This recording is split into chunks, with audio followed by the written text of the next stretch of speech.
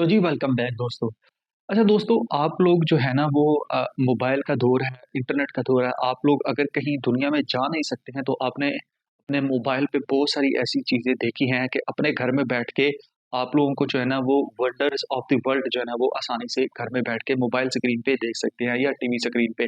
आप लोगों ने दुनिया का कोना जो है ना वो चप्पा-चप्पा देख सकते हैं अपने आज इंटरनेट के इस एरा में। तो आप लोगों ने जो है ना वो एहराम मिस्र के बारे में भी ज़रूर सुना होगा, यानी कि जो मिस्र के जो एहराम हैं जिसको इजिप्शियन पिरामिड्स भी कहते हैं, उनके बारे में आपने ज़रूर सुना होगा। दोस्तों, ये जो आज की वीडियो है, ये हम आपके साथ डिस्कस करेंगे कि आखिर में ये इजिप्शियन पिरामिड्स हैं क्या? ये एहराम मिस्र क्या चीज़ है? ये जो एहराम मिस्र है, आप ये कह सकते हैं कि ये किसने बनाए, ठीक है? सबसे पहले कितने पुराने बने हुए हैं, इसकी हिस्ट्री क्या है, ठीक है? और सबसे बढ़ के इसका पर्पज़ क्या था? देखिए, कोई भी चीज़ बनती है, तो उसका पर्पज़ ज़रूर होता है। तो हम ये चीज़ें हम इस पूरी वीडियो में डिटेल से डिस्कस करने की कोशिश करेंगे और बहुत ज़्यादा इंटरेस्टिंग इन्फॉर्मेशन हम ये भी देखेंगे कि आज का जो ये जो मिस्र है, इसमें आबादी जो है वो 100% या 95% मुस्लिम्स हैं, ठीक है? तो ये जो पिरामिड्स बने हैं, ये इसको लोग आज की जो आबादी है मिस्र की, उसको कैसे देखते हैं? जो पुराने लोग थे मिस्र के, वो इसको कैसे देखते हैं? क्या ये एक स्ट्रैटेजी थी, पॉलिटिकल स्ट्रैटेजी थी, या इसमें कोई मज़हबी रंग भी है? ये तमाम चीज़ें हम देखने की कोशिश करेंगे और यूनाइटेड नेशन जो है वो इसको कैसे प्रिज़र्व करने की कोशिश कर रहा है। और सबसे बढ़ के ये सवाल कि साइंसदान आज तक ये क्यों पता नहीं लगा सके हैं इन सवालों का, जो कि इजिप्शियन पिरामिड से या अहराम मिस्र से जुड़े हुए हैं कि ये कैसे बने, किस तरह बनाए गए? क्या उनकी जो तहज़ीब थी या सिविलाइज़ेशन थी मिस्र की, वो हमारे से बढ़ के थी कि आज का जो इतनी एआई दौर का जो साइंसदान है, जो साइंटिस्ट है, वो पता नहीं लगा सका? ये तमाम चीज़ें हम इसमें डिस्कस करने की कोशिश करेंगे। देखिए दोस्तों, अहराम मिस्र ये तो सबको पता है, ये मिस्र के अंदर है, ठीक है?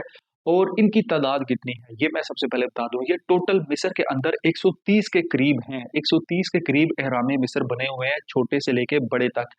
और जो इनका जो सबसे बड़ा अहराम मिस्र है, उसको बोलते हैं ग्रेट पिरामिड ऑफ गिज़ा, ठीक है? ये जो ग्रेट पिरामिड ऑफ गिज़ा है, ये गिज़ा शहर है ना, उसके बिल्कुल अंदर वाक़या है। गिज़ा शहर जो है वो मिस्र का एक कदीम शहर है, उसके अंदर ये वाक़या है और यहाँ पे सबसे बड़ा पिरामिड है।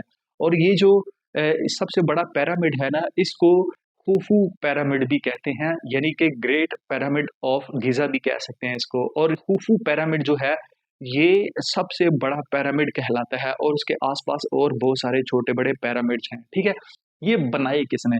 देखें, ये इसको बनाने से पहले आपको थोड़ा-सा हिस्ट्री की तरफ बैकग्राउंड में जाना पड़ेगा, ठीक है? इसकी हिस्ट्री, ये हम ये कह सकते हैं कि आज से तकरीबन 5000 साल पहले, ठीक है? मिस्र एक बहुत बड़ी तहज़ीब थी, सिविलाइज़ेशन थी, ठीक है? आज से 5000 साल पहले। 5000 साल पहले का मतलब ये हुआ कि हज़रत ईसा अलैहिस्सलाम से भी आने के तकरीबन 3 साढ़े 3 हज़ार साल पहले की मैं बात कर रहा हूँ, ठीक है? क़ब्ल मसीह से भी पहले की बात कर रहा हूँ, ठीक हो गया? तो उस टाइम जो मिस्र था, उसमें तकरीबन आप ये कह सकते हैं कि दरियाए नील जो है, जिसको हम नाइल रिवर भी बोलते हैं, इसके किनारे मिस्र आबाद था। और ये जो लोग हैं, ये जो जितने भी लोग थे मिस्र के, उस टाइम ये आए थे नॉर्थ अफ्रीका की तरफ से आए थे। और कुछ लोग कहते हैं कि ये जो है ना मतलब आप ये कह सकते हैं कि जो करंट ये वाला हिस्सा है ना एशिया का, मिडल जो एशिया है वहाँ से आए थे, ठीक है? लेकिन ज़्यादातर लोगों का मानना ये है कि ये जो अफ्रीका के लोग हैं वो यहाँ पे दरियाए नील के किनारे आके आबाद हुए थे। तो वहाँ पे सल्तनतें इकट्ठी हुई और वहाँ पे आके आप ये कह सकते हैं कि जो लोग इकट्ठे आहिस्ता-आहिस्ता होना शुरू हुए, दरिया के इस पार भी और दरिया के उस पार भी। तो फिर वहाँ पे एक बहुत बड़ा बादशाह गुज़रा है जिसको फ़िरौन बादशाह कहा जाता है, और उसने एक जो है ना वो मिस्री तहज़ीब की बादशाहत की बुनियाद रखी या बेस रखी, ठीक है? उस बादशाह का नाम था नेमर, ठीक है? और उसको जो है ना वो मिस्री तहज़ीब का पहला फ़िरौन भी कहा जाता है। अब ये फ़िरौन हम कहते हैं, ठीक है?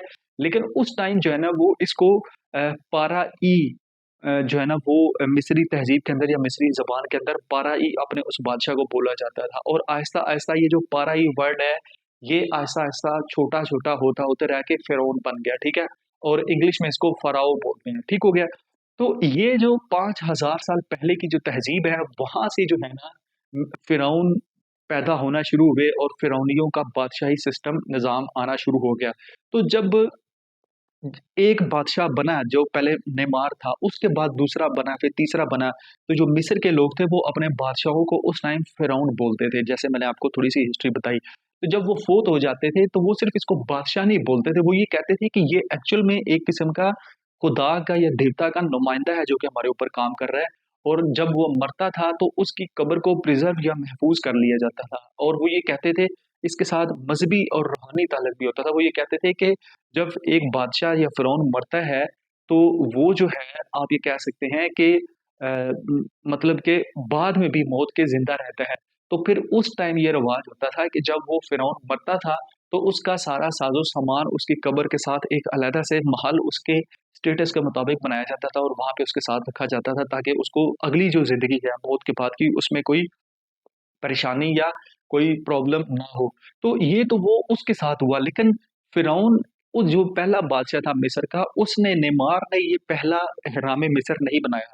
जो तीसरी नस्ल थी नेमार बादशाह की, ठीक है? उन्होंने जो है वो आप ये कह सकते हैं कि एहराम मिस्र बनाना शुरू किए और जो पहला एहराम मिस्र बना था, वो बना था फ़िरौन खोफू के लिए। फ़िरौन खोफू का जो सबसे बड़ा एहराम मिस्र है, वो आज गिज़ा शहर के अंदर है, जो कि मिस्र के अंदर मिस्र का जो शहर है।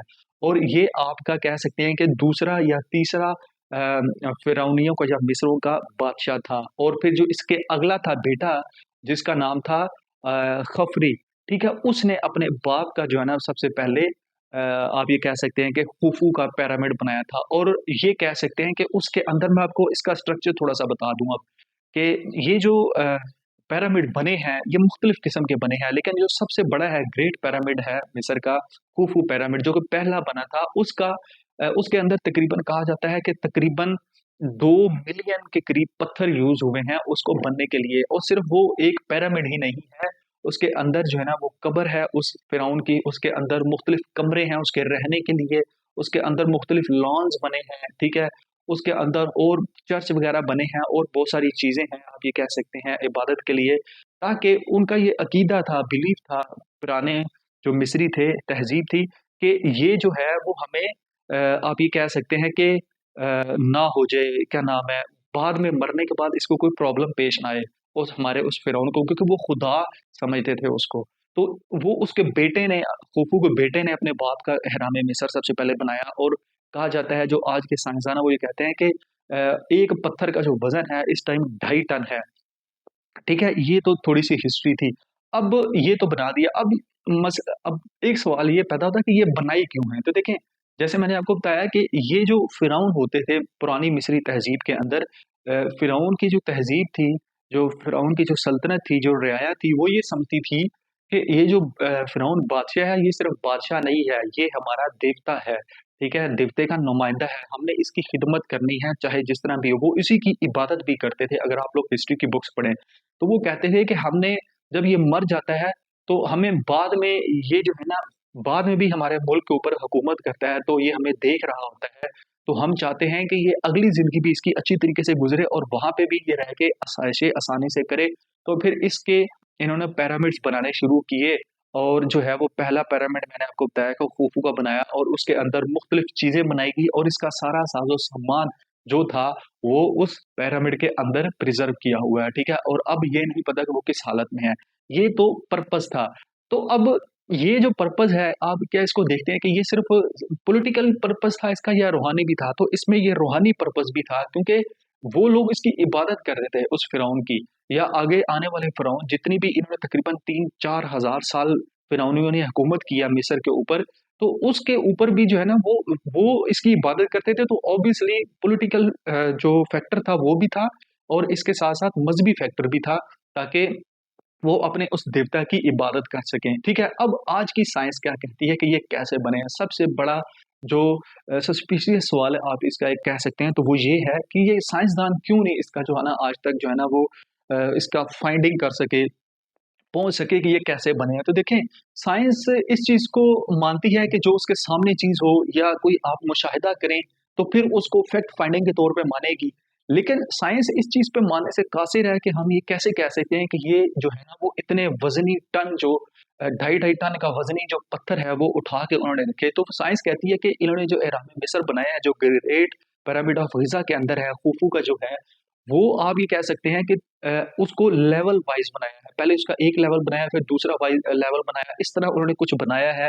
लेकिन वो इस चीज की फाइंडिंग करने के लिए बिल्कुल भी अभी तैयार नहीं है कि वो ये आपको बता सके कि भाई जो है वो अ, ये जो एहराम मिस्र है ये बनाए किस तरह के। लेकिन नो डाउट वो इस चीज का क्रेडिट जरूर देते हैं कि जो उस टाइम की सिविलाइजेशन थी मिस्र की, और ये पूरी दुनिया में मशहूर है। अगर आप लोग इजिप्शियन सिविलाइजेशन, इसके ऊपर मैं एक अलहदा से वीडियो जरूर बनाऊंगा, अगर आप लोग उसका स्टडी करें तो आपको पता लगेगा कि जो इजिप्शियन सिविलाइजेशन है वो पूरी दुनिया के अंदर इतनी मशहूर थी कि उसके अंदर उस टाइम के साइंस और जो तिब है, मेडिसिन है, और जो बहुत सारे डिपार्टमेंट है लाइफ के एस्पेक्ट के, उन्होंने वहां पे तरक्की की है। ठीक है, इवन के पहली दुनिया की मेडिसिन भी उसी सिविलाइजेशन के अंदर तैयार हुई है, सर्जरी उसी सिविलाइजेशन के अंदर तैयार हुई है। तो ऑब्वियसली कंस्ट्रक्शन के अंदर भी जो है, एहराम मिस्र की कंस्ट्रक्शन के अंदर भी उन्होंने जो है ना वो एक शाहकार दुनिया का बनाया है, और इसलिए यूनाइटेड नेशन ने इसको जो है वो दुनिया के 7 अजूबों के अंदर शुमार किया है। और अब यूनाइटेड नेशन जो है वो इसको प्रिजर्व करने की कोशिश कर रही है। वो कह रही है कि अगर हमने इसको 5,000 साल तक पुराना रखा हुआ है, तो वो हम चाहते हैं कि अगले कई हजारों साल तक जो है ना वो अगली नस्लों के लिए हम इसको सेव करके रखें, ताकि लोग इसको आके देखते रहें। अब ये एक किस्म का अजूबा है, लोग यहाँ पे आते हैं और जो है वो आप ये कह सकते हैं कि आके देखते हैं कि कैसा अजीम शाहकार जो है, जो कंस्ट्रक्शन है, वो उस टाइम की मिस्री तहजीब ने बनाया हुआ है। और ये पूरी जो मिस्र है उसके अंदर तकरीबन 130 है। जैसे मैंने आपको बताया कि पहला जो है इहराम मिस्र खूफू है, उसके बाद जो है वो उसके खुफरे बेटा है उसका है, उसके बाद एक मनकरा है। ठीक है, और इस तरह छोटे मोटे हैं जिनके अंदर अपनी साख्त के लिहाज से, अपने लेवल के लिहाज से जितना बड़ा फिरौन था उसका उतना बड़ा एहराम बनाया हुआ है। ये तकरीबन 130 के लगभग है। अब सवाल ये पैदा होता है कि आज का जो मिस्र है जिसमें 95% मुस्लिम आबादी है, वो इसको कैसे देखते हैं? तो वो इसको सिर्फ और सिर्फ जो है ना वो इसको तहजीब के तौर पे देखते हैं और इसको शाहकार के तौर पे देखते हैं। वो इसको मजहबी रंग नहीं देते क्योंकि वो मुस्लिम आबादी है। ठीक है, तो वो ये देखते हैं कि ये पुरानी मिस्र की तहजीब थी, हमारे पुराने आबा अजदाद थे, एंसेस्टर थे, जो कि बाद में मुसलमान हुए हम। तो उन्होंने जो है ना वो इतनी तरक्की की है कि आज पूरी दुनिया उसको रिकग्नाइज करती है, उसको मानती है। तो इसी वजह से वो इसको सिर्फ और सिर्फ आपको जियोग्राफिकली या स्ट्रेटेजिकली मानते हैं, पॉलिटिकली मानते हैं। वो इसको मजहबी रंग नहीं देते हैं, ना ही जाके वो वहां पे जाके इबादत करते हैं, क्योंकि जो पुरानी मिस्री तहजीब थी, ना तो वो मुस्लिम थे, ना वो यहूदी थे, और ना ही वो क्रिश्चियंस थे, बल्कि वो एक अलहदा ही तहजीब थी जो कि देवताओं की जो है ना वो इबादत करती थी। और उस टाइम अगर आप लोग उनकी रिसर्च पढ़ें तो वो सितारों तक उनकी रिसर्च थी। तो फ्रेंड्स, ये तो एहराम मिस्र की पूरी हिस्ट्री है। आप लोगों की क्या फीडबैक है कमेंट सेक्शन में ज़रूर बताएं, और अगर आप लोगों को कोई क्वेश्चन है तो वो भी लाजमी बताएं, तो इंशाल्लाह मैं उसको सॉल्व करने की कोशिश करूंगा। तो आप लोग फीडबैक लाजमी दिया करें वीडियो के अंदर, और इंशाल्लाह आपको नेक्स्ट टॉपिक में मिलते हैं। अल्लाह हाफिज़।